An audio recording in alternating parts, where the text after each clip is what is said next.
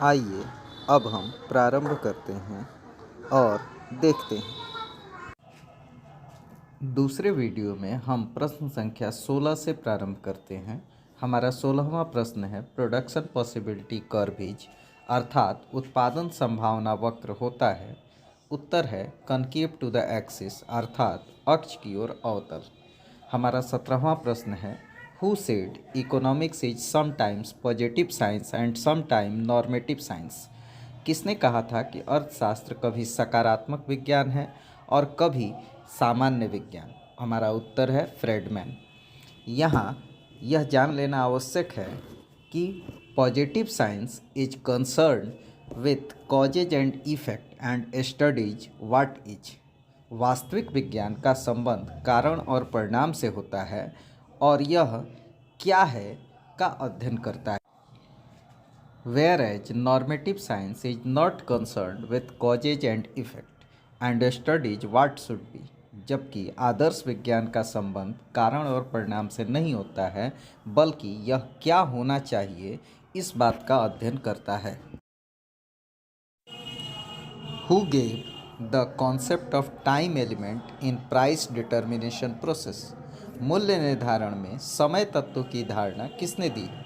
हमारा उत्तर है Marshall. The price of a good is determined by अर्थात किसी वस्तु का मूल्य निर्धारित होता है।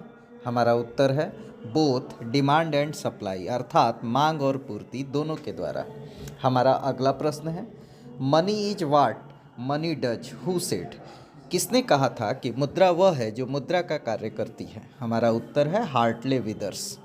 हमारा अगला प्रश्न है हु रेगुलेट्स मनी सप्लाई अर्थात मुद्रा की पूर्ति को कौन निर्धारित करता है। हमारा उत्तर है भारतीय रिजर्व बैंक अर्थात reserve bank of India. Reserve bank of India Bharat का केंद्रीय बैंक है।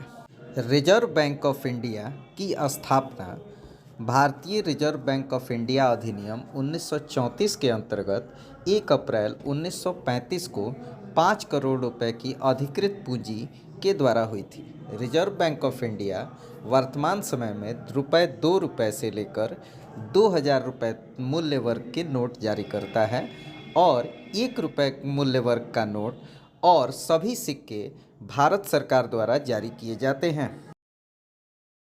हमारा अगला प्रश्न है supply creates its own demand who said अर्थात पूर्ति अपनी मांग स्वयं उत्पन्न करती है किसने कहा था। हमारा उत्तर है जेबी से।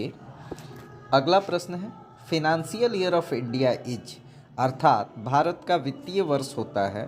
उत्तर है 1 अप्रैल से लेकर 31 मार्च तक। हमारा अगला प्रश्न है multiplier can be expressed as अर्थात गुणक को व्यक्त किया जा सकता है के equal to delta Y by delta I. यहाँ पर वाई मतलब इनकम अर्थात आय है और आई का मतलब इन्वेस्टमेंट अर्थात निवेश है और ट्रायंगुलर शेप जिसे आप डेल्टा के नाम से जानते हैं यह चेंज को बताता है। 3 प्रकार की अर्थव्यवस्थाएं हमारे आसपास प्रचलित हैं। पहली अर्थव्यवस्था है पूंजीवादी अर्थव्यवस्था जिसे कैपिटलिस्ट इकोनॉमी कहते हैं। इसमें उत्पादन के सभी साधनों पर निजी स्वामित्व अर्थात प्राइवेट कंट्रोल होता है। जबकि दूसरी अर्थव्यवस्था है समाजवादी अर्थव्यवस्था जिसे सोशलिस्ट इकोनॉमी कहते हैं। इसमें उत्पादन के सभी साधनों पर सरकारी अर्थात गवर्नमेंट कंट्रोल होता है। तीसरी अर्थव्यवस्था है मिक्स्ड इकोनॉमी अर्थात जिसे मिश्रित अर्थव्यवस्था कहते हैं। इसमें उत्पादन के सभी साधनों पर निजी तथा सरकारी दोनों प्रकार का स्वामित्व मौजूद होता है। अर्थशास्त्र में गुणक शब्द का प्रयोग सबसे पहले 1931 में R.F. काहन द्वारा अपने लेख the relation for home investment to unemployment में किया गया था जिसे उन्होंने रोजगार गुणक अर्थात एम्प्लॉयमेंट मल्टीप्लायर कहा था। बाद में केन्स ने अपनी प्रसिद्ध पुस्तक the general theory of employment interest and money जो कि 1936 में प्रकाशित हुई थी निवेश गुणक अर्थात इन्वेस्टमेंट मल्टीप्लायर का प्रतिपादन किया था। हमारा अगला प्रश्न है for essential goods the elasticity of demand is अर्थात आवश्यक वस्तुओं की मांग की लोच होती है। तो हमारा उत्तर है शून्य। अगला प्रश्न है what is the duration of A budget, अर्थात बजट की अवधि क्या होती है। तो हमारा उत्तर है एनुअल, वार्षिक। अगला प्रश्न है money is a pivot around which the whole economic cluster who said, किसने कहा था कि मुद्रा वह धुरी है जिसके चारों तरफ संपूर्ण आर्थिक जगत चक्कर काटता है। हमारा उत्तर है रॉबर्टसन। हमारा अगला प्रश्न है general price level is studied in, अर्थात सामान्य कीमत स्तर का अध्ययन किस में किया जाता है। हमारा उत्तर है मैक्रो इकोनॉमिक्स अर्थात समष्टि अर्थशास्त्र। अनिवार्य वस्तुओं अर्थात एसेंशियल गुड्स जैसे कि नमक, चावल, सब्जी आदि की मांग बेरोजगार होती है, अर्थात कीमत में परिवर्तन का मांग पर कोई प्रभाव नहीं पड़ता है क्योंकि इसका प्रयोग सभी लोग करते हैं। इसके विपरीत आरामदायक वस्तु की मांग लोचदार होती है, जबकि विलासिता संबंधी वस्तु अर्थात लग्जरियस गुड्स जिसको आप कह सकते हैं, इनकी मांग अत्यधिक लोचदार होती है। हमारा अगला प्रश्न है the concept of monopolist competition is given by, अर्थात एकाधिकारात्मक प्रतियोगिता की धारणा किसके द्वारा दी गई है। उत्तर है चैम्बरलिन। अगला प्रश्न है in which market product differentiation is found, अर्थात किस बाजार में वस्तु विभिन्नता पाई जाती है। तो हमारा उत्तर है एकाधिकार। अब हम एक महत्वपूर्ण बिंदु को देखते हैं जिसका टॉपिक है बाजार के प्रकार अर्थात टाइप्स ऑफ मार्केट।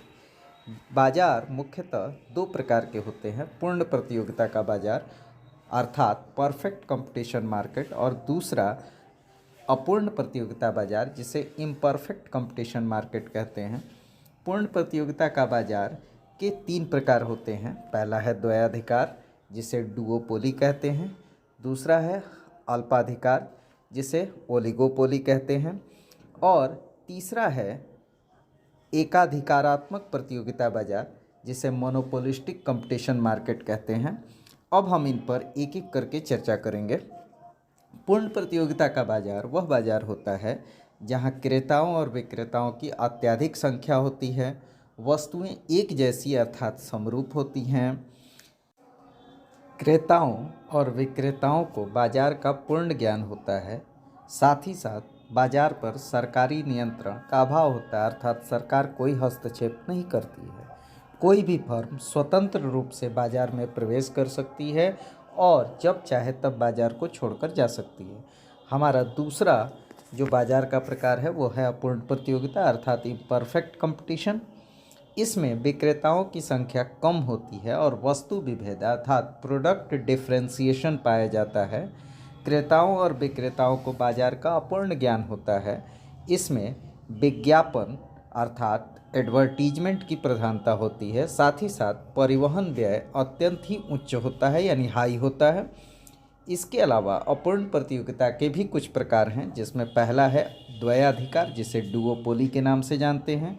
इस बाजार में दो उत्पादक या विक्रेता होते हैं। अगला बाजार है अल्पाधिकार जिसे आप ओलिगोपोली के नाम से जानते हैं, इसमें दो से अधिक विक्रेता मौजूद होते हैं। तीसरा जो बाजार है जिसे एकाधिकारात्मक प्रतियोगिता बाजार अर्थात मोनोपोलिस्टिक कंपटीशन मार्केट कहा जाता है।